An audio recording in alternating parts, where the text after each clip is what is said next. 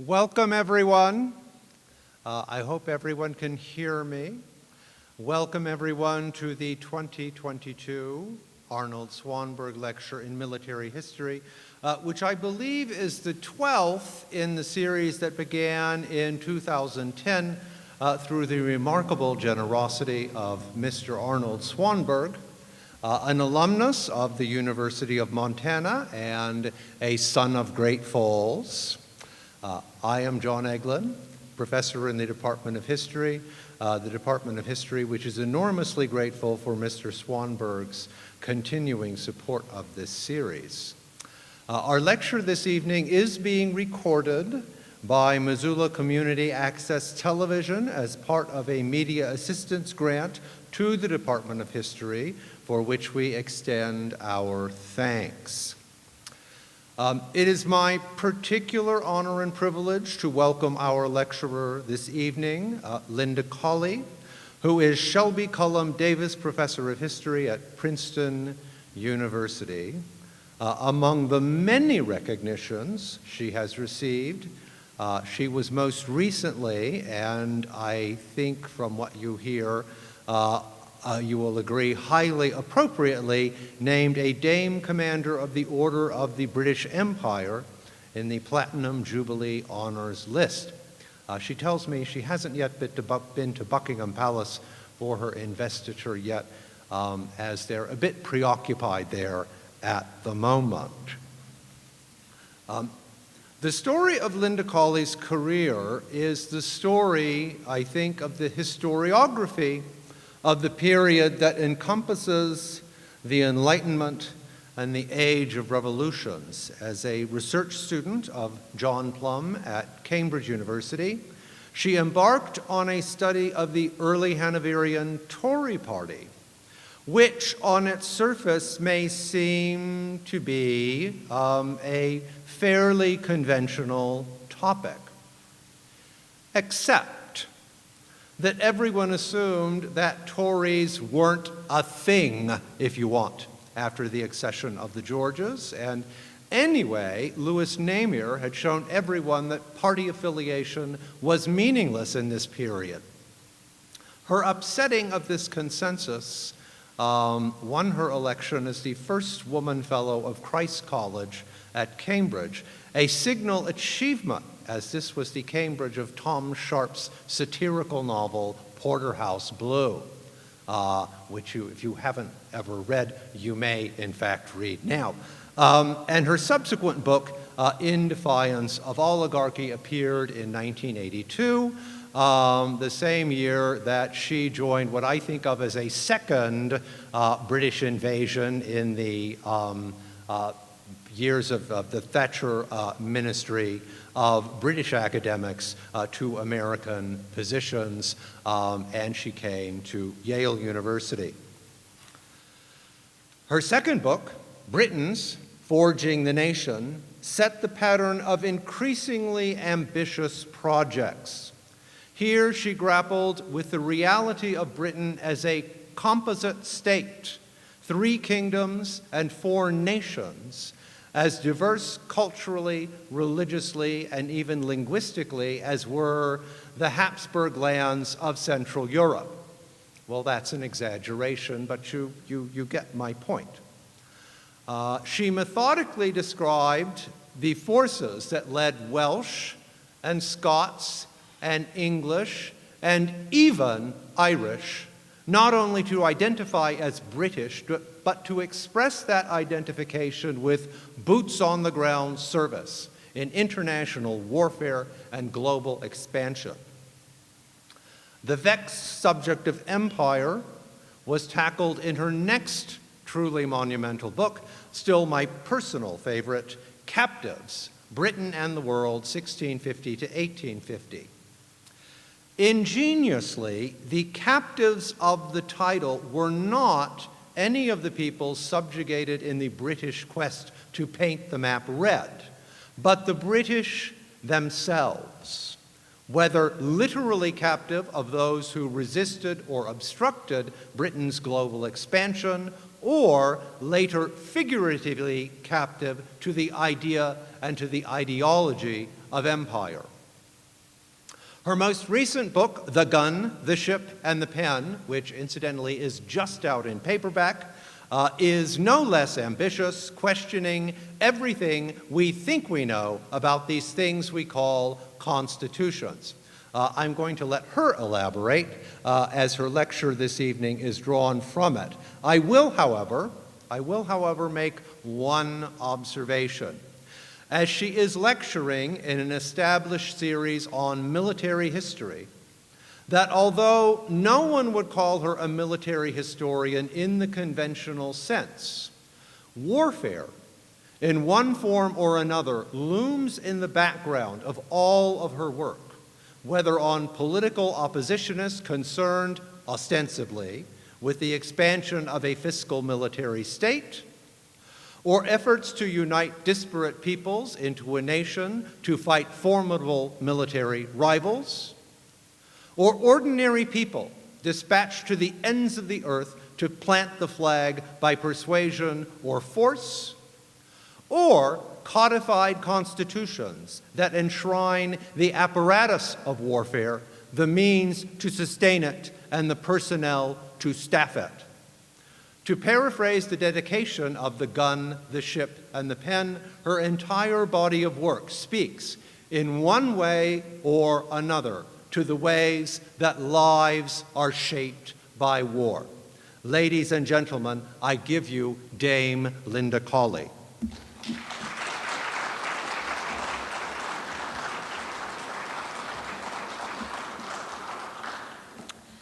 Thank you very much, John, for that extremely generous introduction. It's a great honor and privilege to be here. To my shame, my very first visit to Montana, and I only wish I could stay longer. It's also a very great honor and privilege to take part in this remarkable series of lectures, and I salute the donor to them. What I want to do this evening, and it's going to be a very broad lecture, because I want to sort of create, if I can, questions and issues in your mind so that we can perhaps have lively questioning and, if you like, disagreement after. I want to talk about the connections over time between the spread of written constitutions and outbreaks of war of different sorts. But in the process, I also want to suggest that we need to broaden our notion of what is involved in constitutional history, what these documents are really about, and the different ways we could profitably approach them. So, let me start with something very contemporary.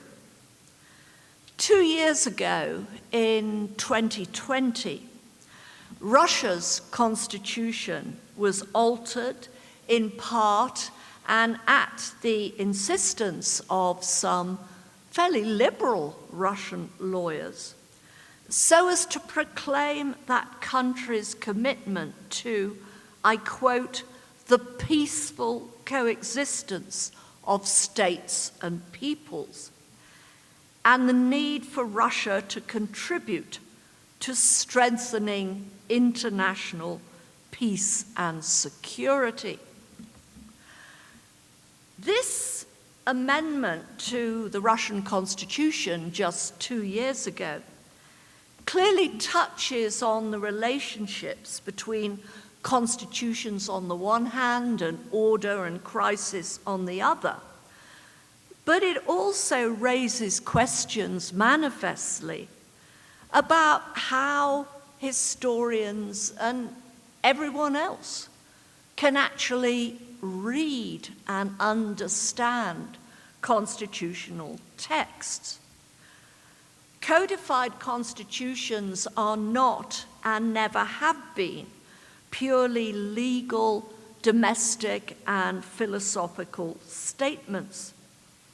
Over the centuries, and in every continent, written constitutions have frequently been characterized by deliberate untruths, by undertakings that are subsequently broken, by calculated, often revealing silences, and by close attention to external as well as domestic imperatives and audiences.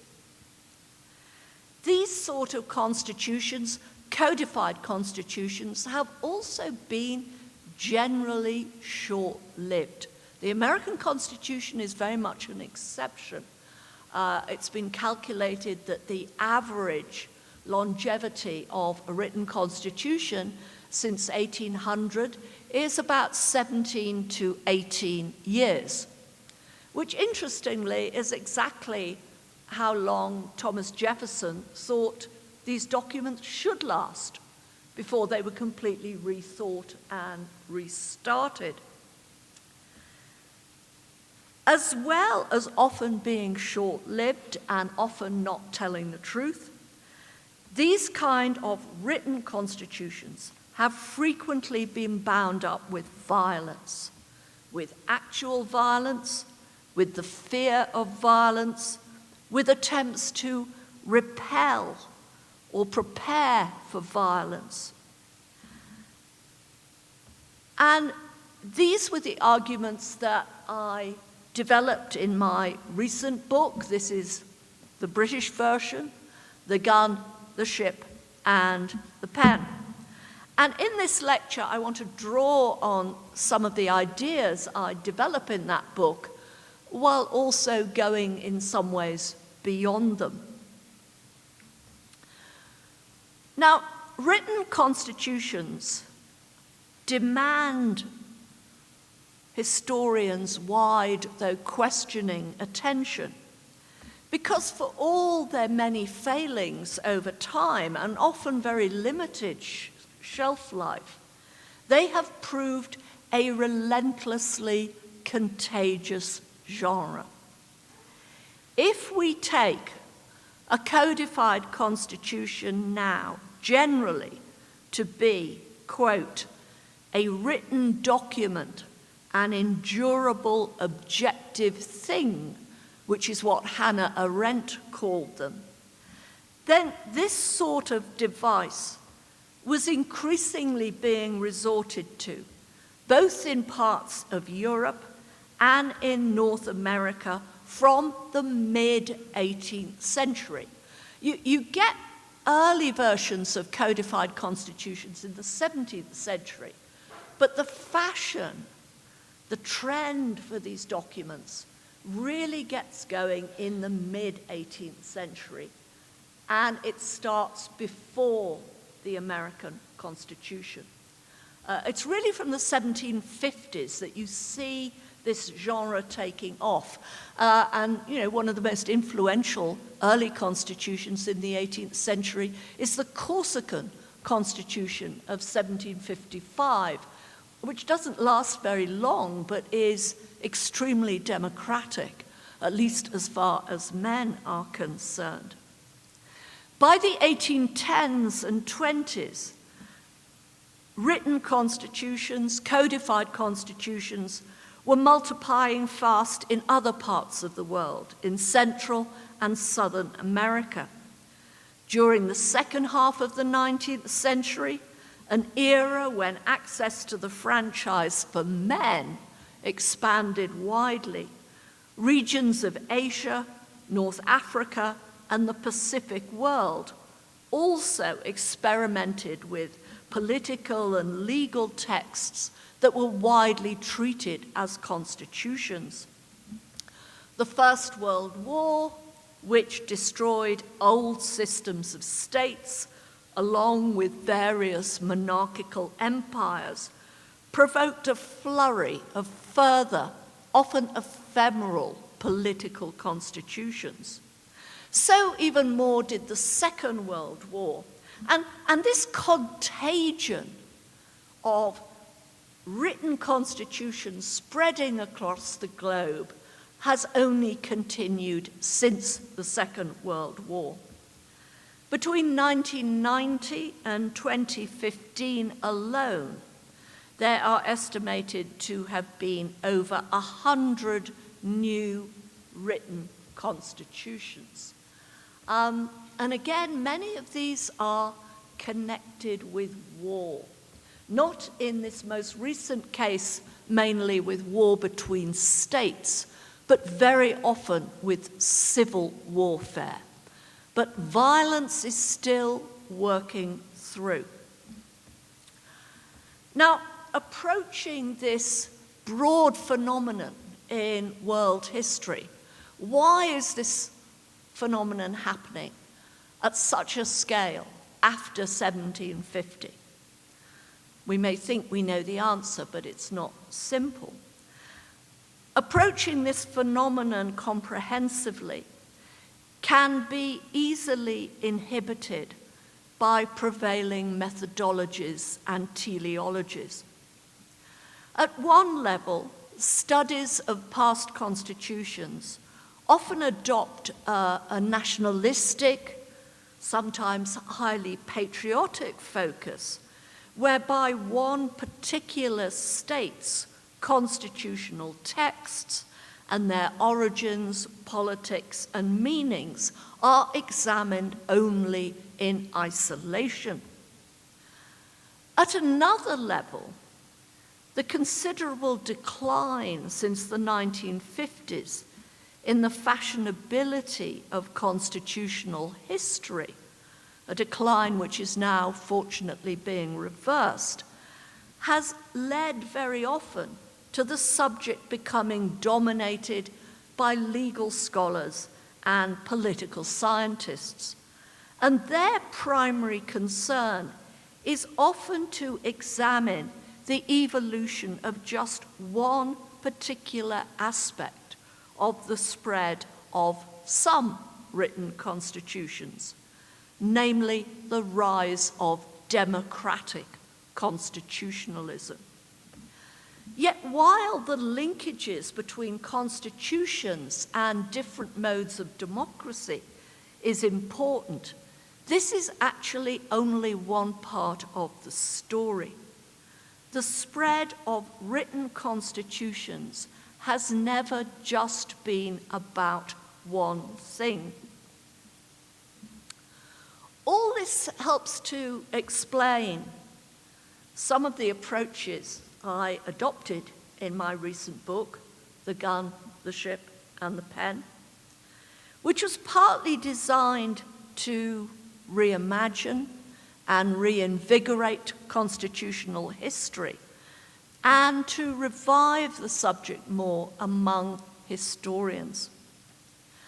As those of you who've glanced at the book will know, it takes a transnational and transcontinental approach. It doesn't just look at constitutions in one country. And it treats codified constitutions as a spreading genre and as a malleable and multi-purpose piece of political technology, not as devices that have invariably been possessed of a particular set of governing and legal characteristics. I do, however, argue that while the circumstances surrounding the adoption of these devices, written constitutions, over time and in different locations have obviously varied, there are certain patterns that have repeatedly occurred. In all continents, at virtually all times, the initial adoption, especially, of a new written constitution has frequently been an outcrop of crises and ruptures of some sort, particularly crises and ruptures to do in some way with war and conflict. But you might ask, well, how can this be? Why war? And how war exactly? After all, virtually every society in the long human past appears to have been characterized by intermittent warfare and outbreaks of violence. So how, when, and why then did passages of conflict and extreme violence begin to feed into the writing and proliferation of a certain type of political constitution? And what kinds of wars are we talking about here? Well, here's a few points I put out which you might find it useful to think about. First, it was not just a matter of warfare per se, but of shifts in the technologies, nature, and strains of warfare.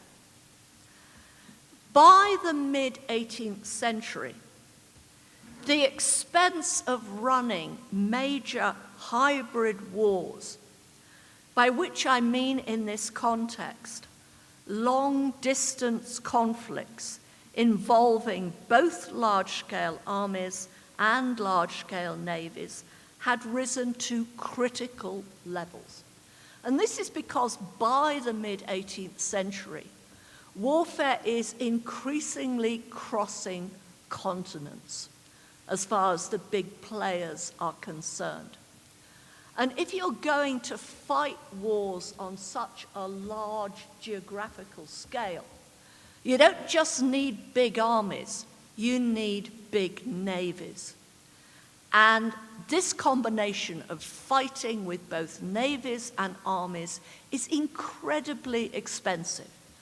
And this is something new. There'd been big wars before. Think of the 30 Years' War in the 17th century. But that had been mainly a land war. But as the 18th century goes on, warfare is crossing oceans. And this gets really expensive because think about it. If you want to build up a big army in the ancient world or the early modern world or the medieval world, in some ways, you may not get a very good army, but you can get the numbers. You bring in the peasants. You take guys from jail and say, you either fight or you hang. You hire mercenaries. You can do that to bulk up your army. But you can't do that with navies. Navies need big machines, fighting ships, which are very expensive to build and take skilled craftsmen. You need naval bases to keep them going. You need skilled seamen, people who know how to cope with sailing ships. You need victualling networks across the globe. You need skilled craftsmen to keep these ships under repair, etc., etc. And fighting this way for the main players becomes increasingly expensive. And this leads into constitutions in all sorts of ways, not least with the two main players in the 18th century of this kind of very expensive warfare, Britain and France. And you can see this increasingly from 1750 and the way it's feeding into constitutions. The British emerged from what they came to call the 7 Years' War. Americans call it the French and Indian War. They emerged from this conflict in 1763, generally victorious, but broke. They are massively in debt. And as you all know, one of the solutions that London tries to adopt to post-war debt in 1763 is to impose taxes on its American colonists, which leads in due course to a further massive war, the American Revolutionary War, and this latter conflict results, among other things, in the emergence of a new, initially precarious polity, the United States, which sought to order, legitimize, and distinguish itself by drafting and publicizing a series of new constitutions. Britain's prime rival, France, also failed to resolve its war-related financial woes. France fought hard in the French and Indian War, but generally lost, and lost a lot of money in the process because it was building up navies as well as armies. It then fought in some ways more successfully in the American Revolutionary War, doing great deeds for American independence, but nothing for French finance. After the American War, basically the French state is broke. And one of the repercussions of this is the great financial crisis in France, which leads into the French Revolution of 1789. This, in turn, leads rapidly both to a series of new French constitutions and to a succession of protracted wars in continental Europe and in French Saint-Domingue, the future Haiti. These protracted conflicts gave a spur to the writing of yet more new constitutions, both in these two regions of the world, continental Europe and Haiti, and after 1809 in one-time Portuguese and Spanish colonies in Central and South America, because Napoleon moves into the Iberian Peninsula in 1809, 1808. This topples for a while their monarchies and really begins to cause chaos in the Spanish and Portuguese empires in Central and South America. This leads to revolutions in those areas and yet more new written constitutions. Now, in underlining the centrality of these and later episodes of armed conflict for the design and proliferation of political constitutions, I am not, repeat not, seeking to downgrade the role of ideas, ideologies, idealism, and individuals, not at all. In 1787, in a famous newspaper essay, which later became part of the Federalist Papers, the politician, lawyer, and one-time soldier, Alexander Hamilton, suggested that revolutionary Americans possessed a unique opportunity to design a new government. This is what he wrote, from reflection and choice, as distinct from being constricted by the flux of accident and force and war in the manner of other older polities. But in so arguing, Hamilton is in fact setting up an exaggerated binary for propaganda and political purposes. The new American Constitution, drafted at Philadelphia in the summer of 1787, was in reality very much a compromise between post-war imperatives, continuing domestic divisions, new ideas, and older habits of charter government.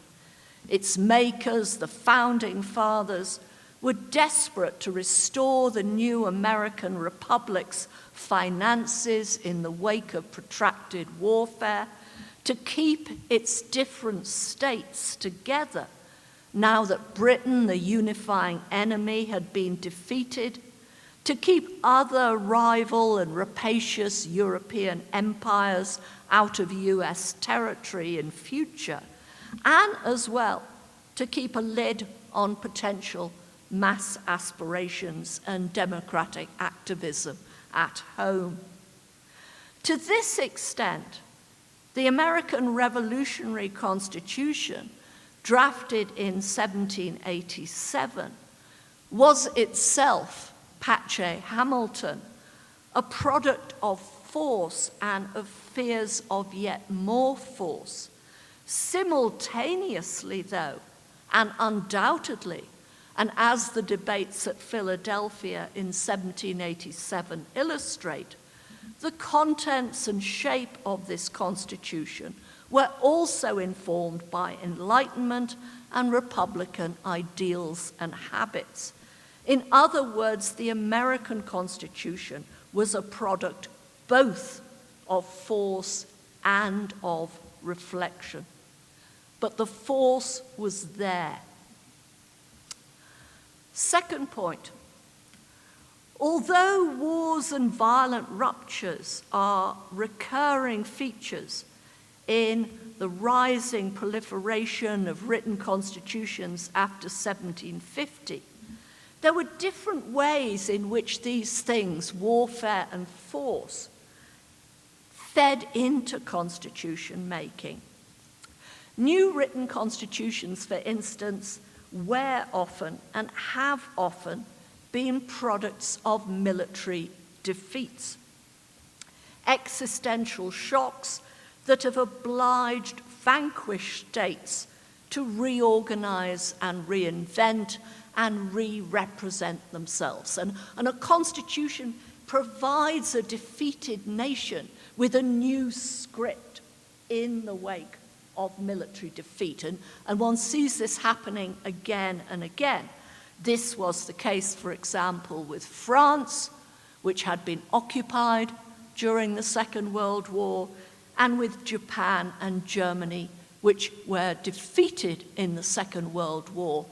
All these countries, in the wake of the Second World War, get new constitutions, quite deliberately so. Constitutions, indeed, have often been in part imposed on defeated countries by foreign conquerors. That was obviously partly the case with Japan and Germany after 1945. It was also the case with many of the parts of Europe that Napoleon Bonaparte defeats before his fall in 1815.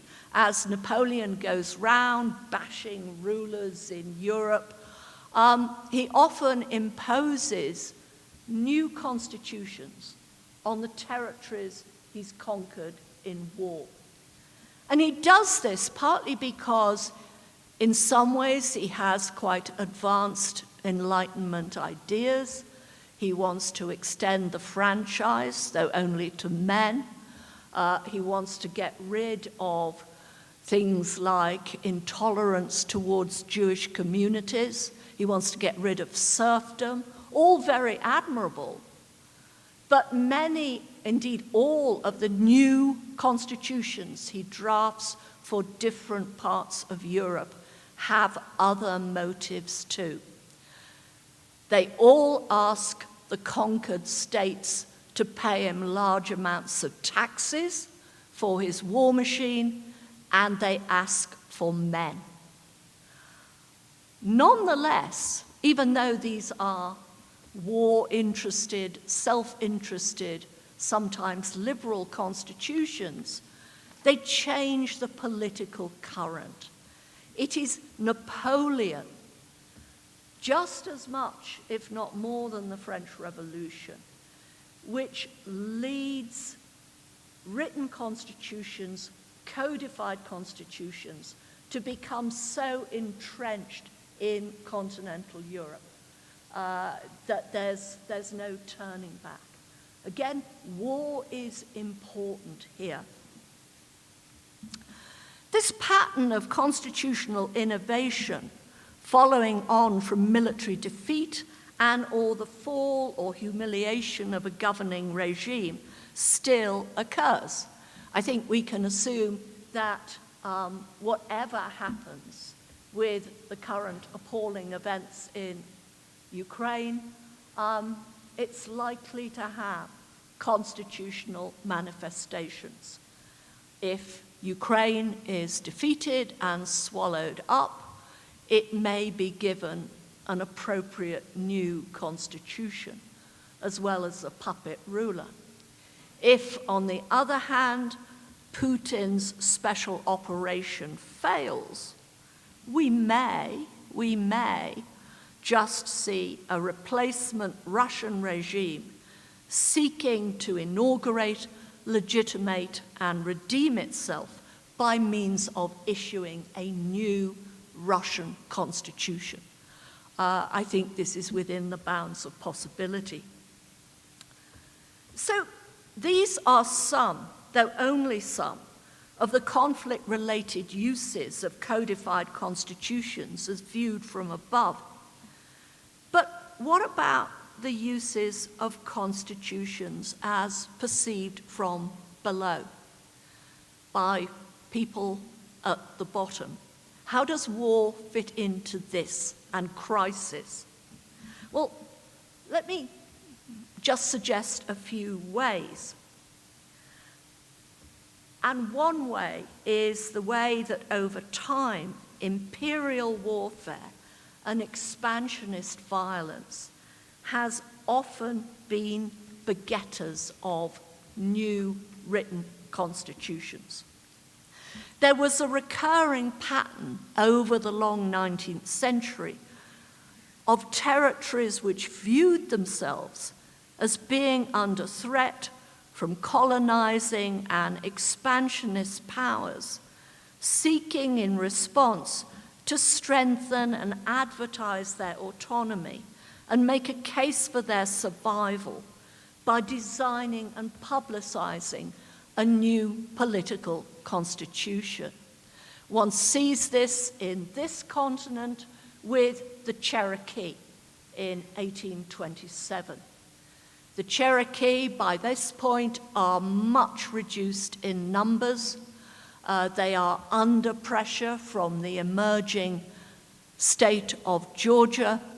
They have their lands being threatened and infiltrated by white settlers who want the land for themselves. And one of the ways the Cherokee try to stop this is with a new constitution, because by this time they have a written form of their language. Indeed, they even have their own newspaper. And in 1827, leading Cherokee, as well as some white missionaries, draft a constitution which is printed in both Cherokee and English, and which insists that the Cherokee should have their own recognized nation within the United States and control the land therein. It doesn't work, of course, but it's an interesting example of this kind of trend of how people under threat from expansionism and empire try to use constitutions to repel force. You get lots of other examples of this in the 19th century. Hawaii, for instance, produces constitution after constitution from 1840. Very interesting documents, well worth looking at, which again are printed, distributed around the world, all intended to advertise that Hawaii is now a modern polity and should not be taken over by colonizers, whether American or European. And this strategy works after a fashion until the 1890s. But sometimes, just occasionally, this strategy succeeds of a territory, a non-Western territory, threatened by Western expansion, trying to keep it at bay with a new constitution. And the great example is Japan, which issues its famous Meiji Constitution in 1889.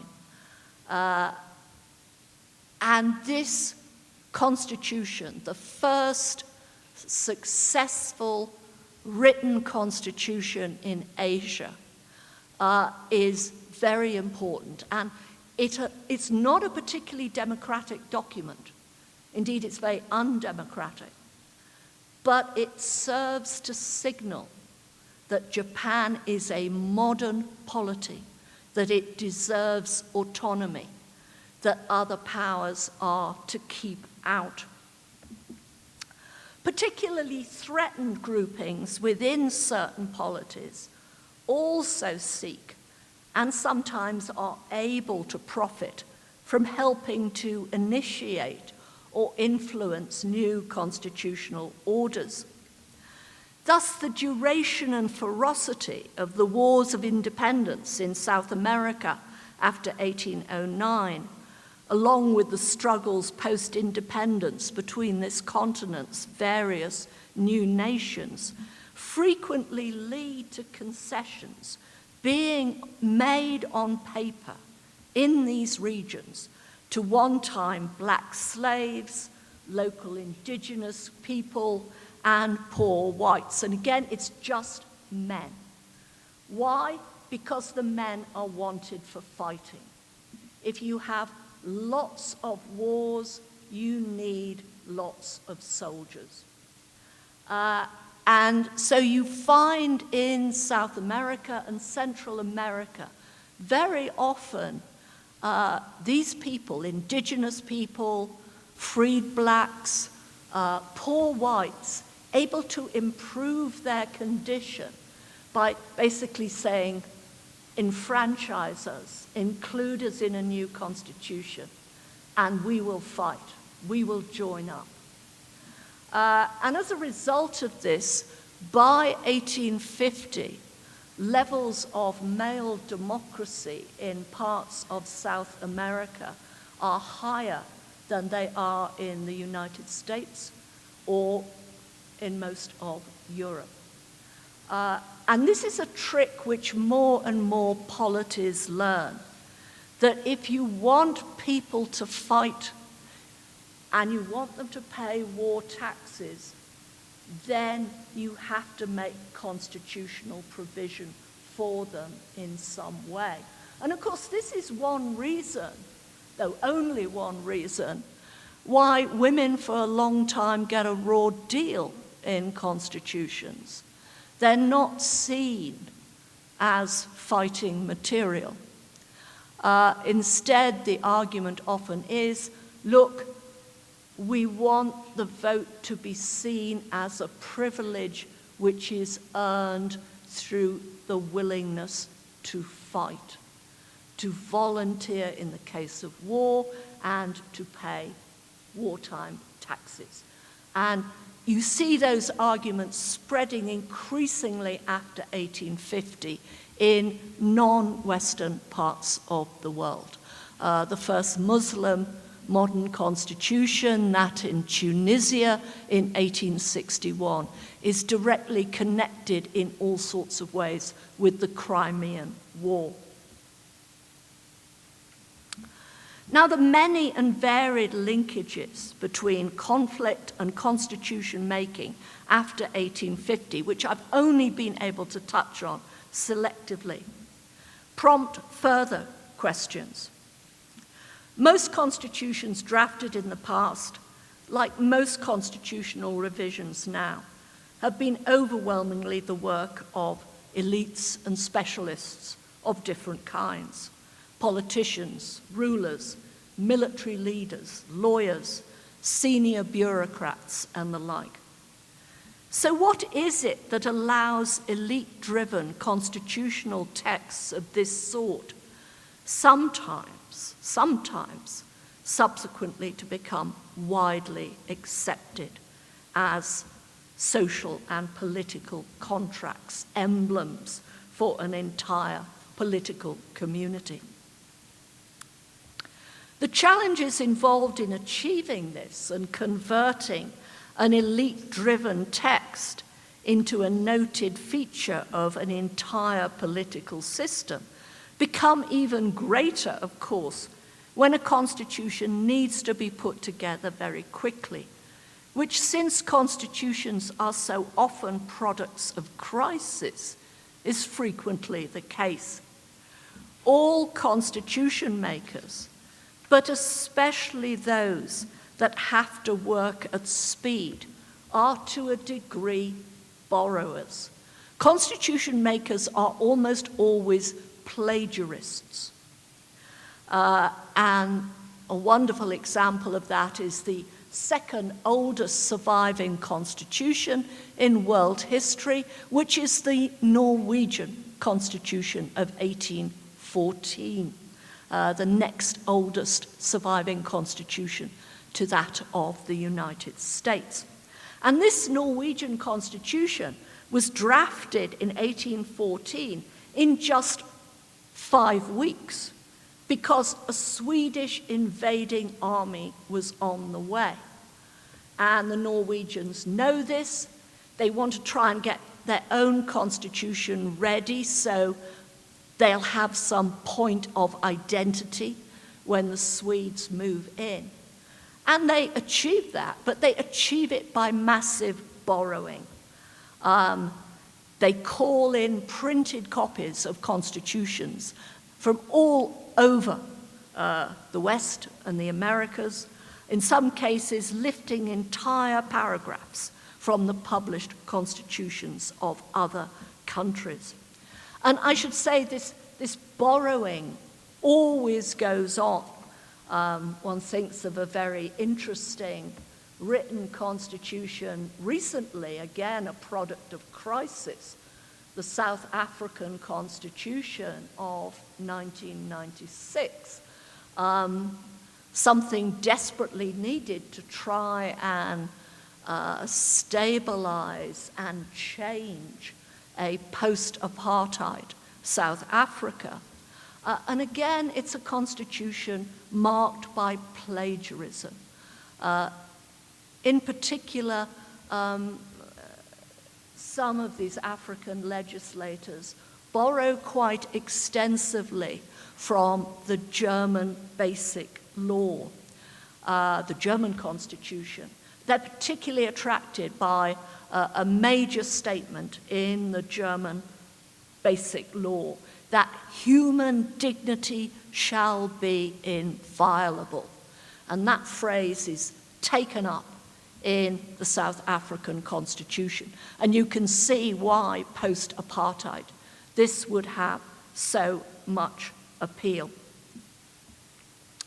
But in some ways, this degree of plagiarism makes the question of why do constitutions stick when they do stick even more pressing. Since these are so often hybrid constructions put together from different influences, how do they come to be, when they do, come to be icons for particular local allegiances? And the need to address issues of this sort underlines, I believe, why a broadening out and a rethinking of constitutional history is so important. Exploring constitutions only in a national context is likely to miss out on the ways in which their making and content may very well have been influenced by writings, ideas, and pressures that have originated elsewhere. Moreover, precisely because these are written texts, successful and striking constitutions especially have regularly been widely reprinted in multiple languages, in multiple locations. Some particularly successful constitutions are among the great print bestsellers, and they are translated into different languages so people can learn about them, and lawyers and constitution makers can borrow from them for their own constitutions. And you can see that not just with the American Constitution and the French constitutions, but also, again, with the Japanese Constitution and the Indian Constitution. All these have been translated many, many times. As this suggests, and I suppose I should say, the importance of print here is something that will seem particularly pertinent perhaps to you in Montana. It was only when I got this invitation and looked up Montana constitutional history that I learned that the very first Montana codified constitution, put together in the 1860s, proved abortive because on the way to the printer, it got lost. What that tells you about your state's great history, I don't know. But of course, what it shows is the assumption that it wasn't good enough to write and draft a constitution. It had to be printed, not just for domestic purposes, but because you wanted to advertise yourself to a broader political community, to other nations, to other continents. And print was essential for this. And again, I think this is one of the ways in which constitutional history is going to have to broaden. It's going to have to intermesh, or at least I think it profitably should intermesh in the future, far more with the history of culture, with the history of language, with the history of the book and consumerism. It will also, I think, need to intermesh more with religious history, a connection which requires far more research, and we can talk about that later if you want. But what I think is abundantly clear already, and this is my last substantive point, is that a resort to cultural forms has played a role in multiple regions in making an elite-driven constitution full of borrowings from elsewhere, and frequently also an outcrop of violence of some kind and extreme crisis, appear nonetheless a natural and indigenous growth, something that people can identify with. Visual imagery, and not just printed words, has sometimes contributed to this. And the current Indian constitution, arguably under pressure now, but one of the great survivors, the Indian constitution now is an example of the importance of the visual in the culture of constitutions, not just the written and the printed word. And of course, India's constitutionalism again underlines the recurring importance of war and violence in the evolution of these political devices. And there's lots of examples of that. What used to be called the Indian Mutiny of 1857, when certain parts of the Indian subcontinent rise up against the British Empire. It's now sometimes called the Indian Revolt or the First War of Indian Independence, whatever you choose, is also the time, this very bloodthirsty conflict in which Indian activists draft their first important constitutions in a hope to create a rather different India. You see a rise in constitutional interest too in India after the First World War, partly because millions of Indian soldiers fight in that war on the British behalf. And with the Second World War, when again millions of Indians fight with the British and the Allies, it is understood that this war effort will lead to an independent India, and everybody takes it for granted that this independent India will have a written constitution. But Indian constitution makers, while deeply committed, have an obvious problem. They have this vast subcontinent where the majority are illiterate, a vast subcontinent which has been traditionally divided into many different ruling states and dynasties. How can they possibly tie it together with a new political constitution? And I think it's interesting that one of the ways they try to do this is through visual means. The great lawyer Ambedkar, who had been trained in the law both in Britain and in the United States, very much wants this new Indian constitution to be an educative and teaching text, something that ordinary Indians can link with. And one of the ways he tries to do this is by ensuring that each of the Indian constitution's 22 parts are planned as coming complete with illustrations. The thinking behind these images, which drew on local folklore, religions, and myth, went far beyond decoration. The official intention was to celebrate with these drawings what was pointedly called India's 5,000-year-old history, of which this new constitution was to be viewed as an integral part, one more splendid episode in a long, distinctive, but now thoroughly democratic history. Now, of course, this was substantially, historically untrue. For much of human history, there had not been a unified India. But that's what Ambedkar wanted to suggest. He wanted to use the text to invent a nation, which is one of the things that constitutions often try to do.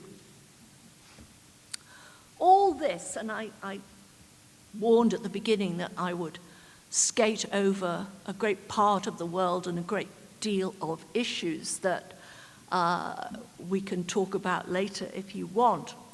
All of this prompts a last thought, I think. Growing numbers of us now in the early 21st century inhabit societies where the population gets the bulk of its political information from a screen, not from the printed page. Moreover, the coming of a digital age is relentlessly bringing about a balkanization of data and debate in regard to politics and allegiance as much else. We are increasingly leaving behind a narrow aperture world where individuals relied heavily for their political orientation on just a few television and radio channels, a few major national newspapers and magazines, the occasional speech by a local politicians. All that's gone. Instead, in many locations, there is now a cacophony of potential and conflicting political information, influences, and nostrums transmitted by way of multiple media and multiple voices.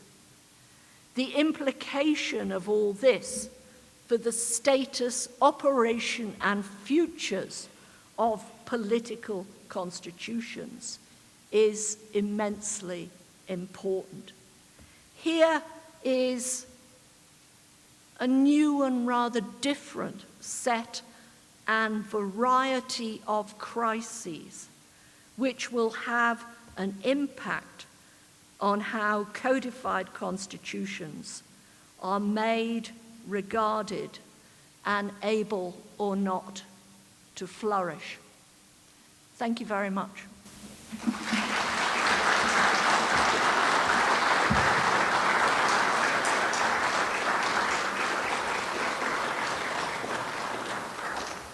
So we're ready to take your questions. So we have, if you have a question or a comment or a comment disguised as a question, we urge you to go to one of the two microphones in the front so that everyone can hear you and so that you can, in fact, be recorded. So please.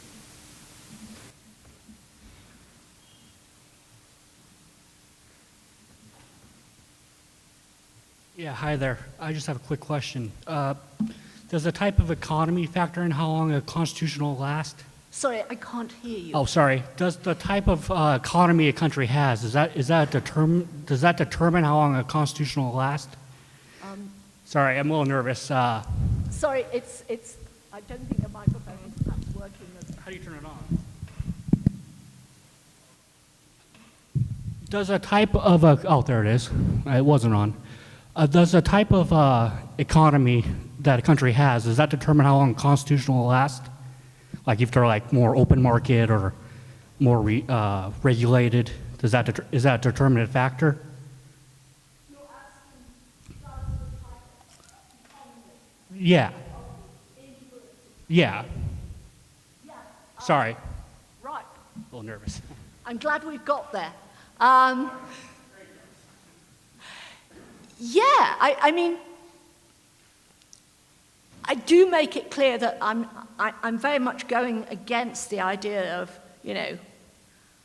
mono interpretation of what causes constitutions. I think there are patterns, some of which I talked about this evening. Economies, well, in certain ways, the type of economy is very important. For example, are you in a society which has towns and printing presses? Because they're not the only things that will make a written constitution possible, because after all, the United Kingdom has been one of the great centers of print and urbanization. It doesn't have a written constitution. But certainly in areas,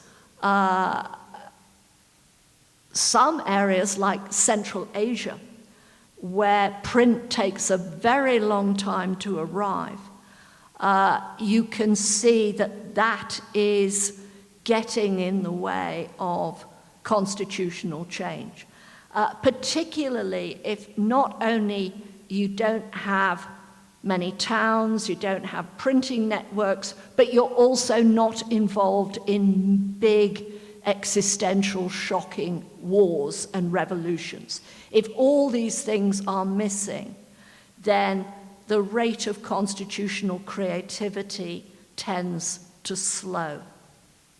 So, yeah, the economy is a factor. And also, of course, it tends to be rich economies that are often the most actively war-making in expensive ways, because they think they can afford it.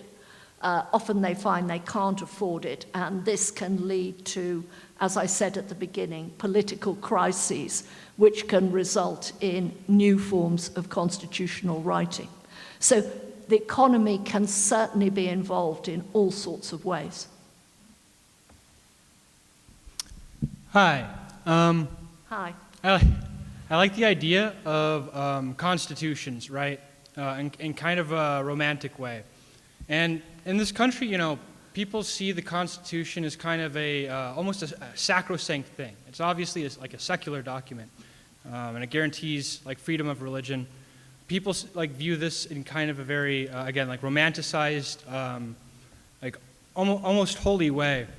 Now, my question is that throughout most of human history, you know, various rulers have, you know, justified their rule primarily through divine right. You know, I'm, you know, picked by such and such God or God to have moral and legal authority over the people of this land, you know, wherever that may be. But my question is that it seems that constitutions have kind of supplemented, starting with the United States having the oldest living example of a constitution, probably the most successful civilization. Oh, yeah. I mean, economically, militarily, right, you know, whatever other problems exist, right? My point, sorry. What makes a constitution more than kind of a vaguely, you know, culturally agreed upon piece of paper in the wake of kind of like, I don't know, divine right kind of has like a panache to it, right? It has a punch, and if you kind of remove this metaphysical element, right, like what gives a constitution actual authority and longevity? But Right. Okay, well, lots of big questions there. First of all, as a historian, I have to say that it's not just either divine right or written constitution. My country of birth had severely restricted royal power, which was, you know, in the 17th century, and increasingly did so without a written constitution. So you don't just have these two extremes. You could argue Jill Lepore, who's a remarkable American historian based at Harvard, she wrote a very good book, a good article rather, in the New Yorker a couple of years ago, in which she talked about how attitudes to the American Constitution have actually varied quite sharply over time. Up to about 1850, and Eric Foner has confirmed this to me, up to about 1850, in many parts of the United States, when people talk about the Constitution, it's the state constitution they mean, because people don't move around much. They think in terms of their own patch of state territory. They may vaguely reverence the American Constitution, but as people regularly complain, they don't necessarily read it. And Americans have always been complaining about this. School teachers, politicians, why won't they read the American Constitution? Well, you know, there's always many other things to do. But very often people will read the state constitution because that affects them more directly. And you can see the different ways that people have treated this great constitution drafted in Philadelphia by looking at what happens with the manuscript of the Constitution, which is now in a shrine in Washington, D.C. You know, it is like a religious icon. But for a large amount of time, it wasn't in a shrine at all. Indeed, up to the Second World War, it was often kept in boxes in basements. Indeed, sometimes it was, this is Jill Lepore again, it was lost. You know, people they just didn't think of it always in the same way. And so the cult of the Constitution has changed over time. And I think it's very important to remember that. All right, thank you.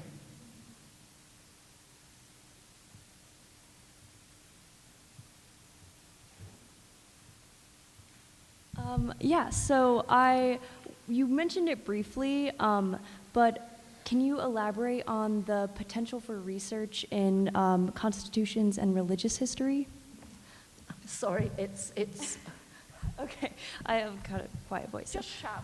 Okay, you mentioned it. No, I mean shout Into the microphone. Yes.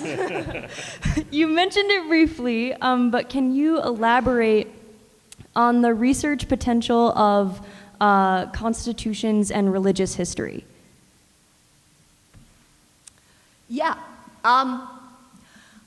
It's an incredibly rich area because, for example, one of the things that is sometimes suggested is that there is a link between the evolution of written constitutionalism and Protestantism.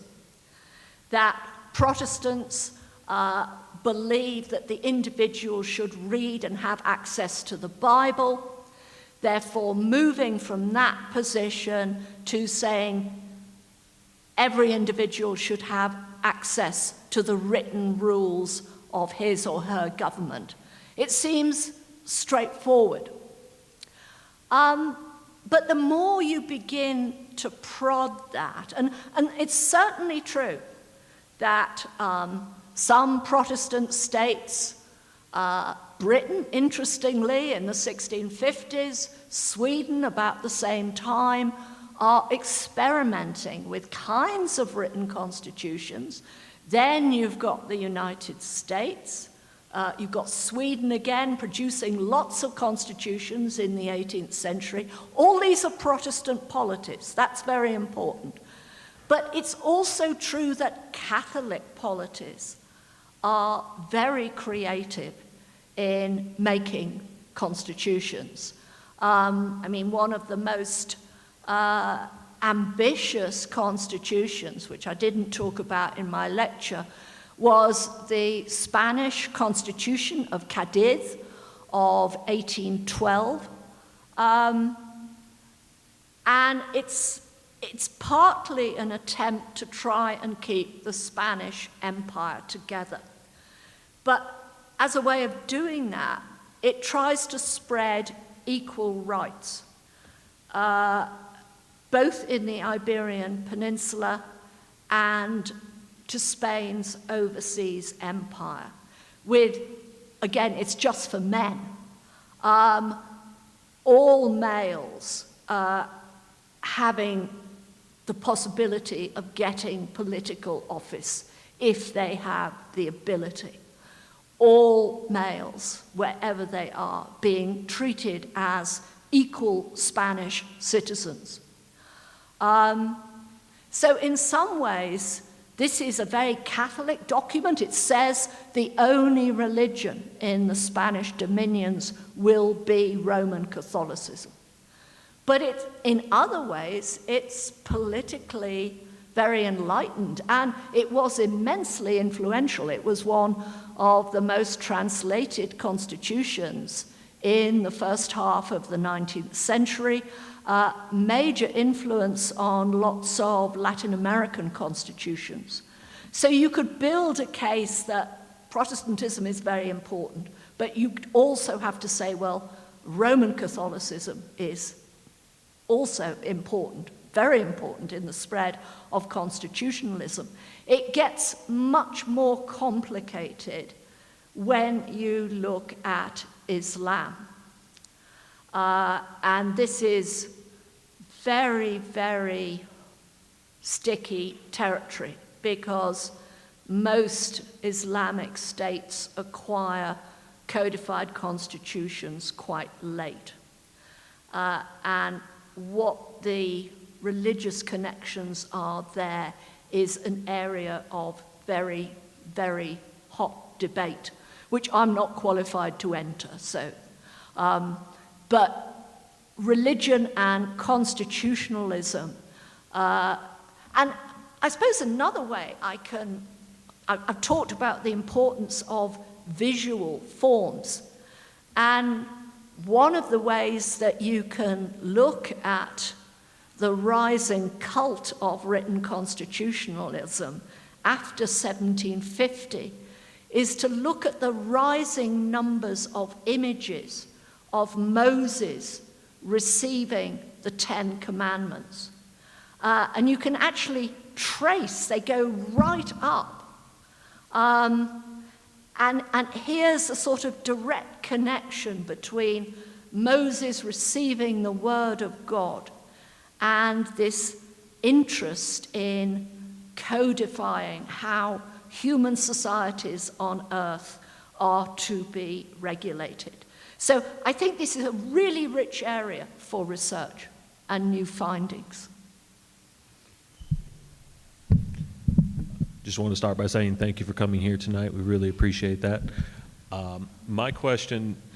I'm sorry, can you again shout? It may be that I've flown a lot, and so my hearing is, I think, rather blocked at the moment. Can you hear me now? I can indeed. All right, thank you. I want to start by saying thank you for coming here tonight. We really appreciate it. Pleasure. So a comment you had made earlier was how constitutions develop as a response to war and crisis.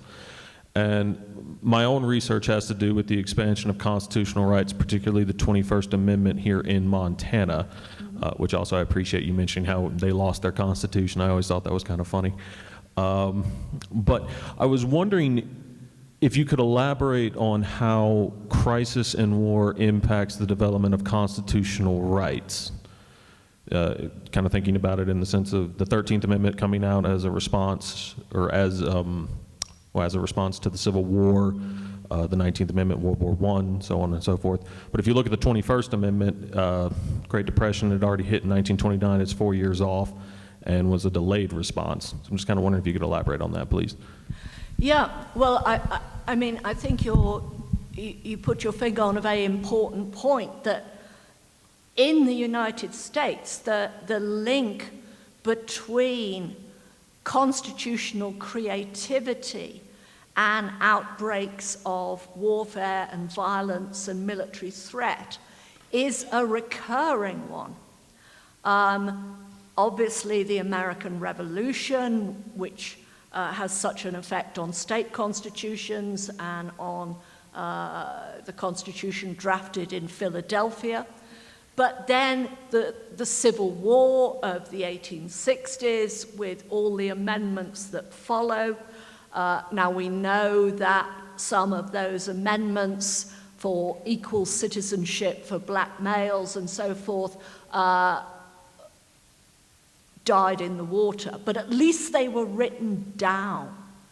And I think I agree with Eric Foner that once you get something in the law, then even if the law is not being carried out, you have it on paper. It's something that you can go back to. And then the First World War is so important for finally and generally getting women into the franchise throughout the United States. And you do get American politicians, very, very high up ones, actually saying, you know, well, I was against female franchise, but they've shown that they can come through in the war. They've shown they deserve the vote. And that's an interesting response that one can see in other societies as well. Of course, it all poses a problem as to what is the next crisis going to be that will lead to a further renovation of the American Constitution, if you think it needs one. But historically, there's often been, as I say, some kind of existential threat, some new sense of possibility, which have driven radical revision of the American Constitution forward. Now, of course, the state constitutions are always being revised and so on, but there are arguably issues with the American Constitution which could perhaps be addressed. I put that diffidently as a foreigner, a mere resident alien. I wouldn't disagree with you for the most part. Well, I'm relieved. But, you know, it is a problem because one of the reasons why I think crisis, war, or some other crisis is so integral to the business of constitution making is that we all know that politicians are very busy people. They don't want to upset the status quo very often because it's a status quo they know how to work. They've got lots of other distracting things to do. So the idea of stopping everything and saying, hey, you know, let's write a new constitution and let's get agreement on it, shall we? Well, hey, how do we do that without some kind of pressing national emergency, a sense of radical existential threat and possibility and challenge? I think this is a real issue, and it's a problem that my own country of birth has. The so-called unwritten constitution, it's not really unwritten, but it isn't in a single codified document in the UK. The system creaks and is faulty in all sorts of ways. But getting UK politicians to sit down and put themselves through drafting a new constitution and getting general agreement for it, unless there's a really big emergency. I mean, if Scotland votes for independence, if Northern Ireland rejoins the rest of Ireland, then that may cause a real existential shock, which will result in written British constitutionalism. But if you don't have something like that, keeping constitutions up to date or creating them can be very difficult. Good evening. Good evening. So I know constitutions only really concern one nation or one state. Yeah, sorry, shout, please. Okay. Shout. I know that constitutions only really concern one state or one nation, but would you say that international agreements or printed international agreements such as NATO or the Warsaw Pact would have similar effects as a constitution would? What I think I would say is that in some ways, codified constitutions are like other momentous texts, and not just the modern ones you cite. There are certain parallels, for example, between written constitutions and treaties. Again, often a product of war, that treaties too try and set up a new way of organizing things. And in order to, you have to negotiate acceptance, and to try and get acceptance, you print lots of copies in the hope that everyone will read them, and this will help the system work.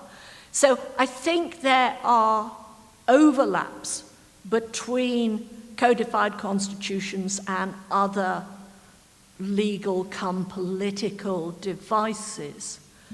But they're not quite the same. There have been attempts, as I'm sure you know, to create, there were attempts after the First World War in which, for example, H.G. Wells was involved, to create a kind of global constitution, a way of preventing future wars. The provisions for the international nations, the United Nations, that has a legal document. So there have been plans to spread constitutionalism in that way. But what, of course, is different is that it doesn't really involve ordinary individuals. You don't get a vote. You don't have the same sense of having a voice in a constitution that's organized on such a grand level. So there are overlaps, but these are not the same thing. Thank you. Pleasure. Yeah, sure. Well, thank you so much for that lecture and for taking questions, and thank all of you for coming, and thank you for your continuing support of the lecture series. Good night.